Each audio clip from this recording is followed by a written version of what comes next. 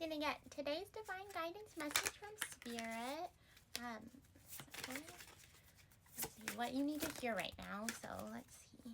Oh, you are the creator of your life. So we have creator, the creator, and ascension.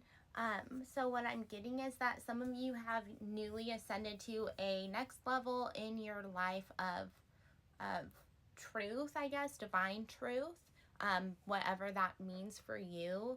But it's for you to create a shift in your reality. So to create something that you feel called to and aligned to do and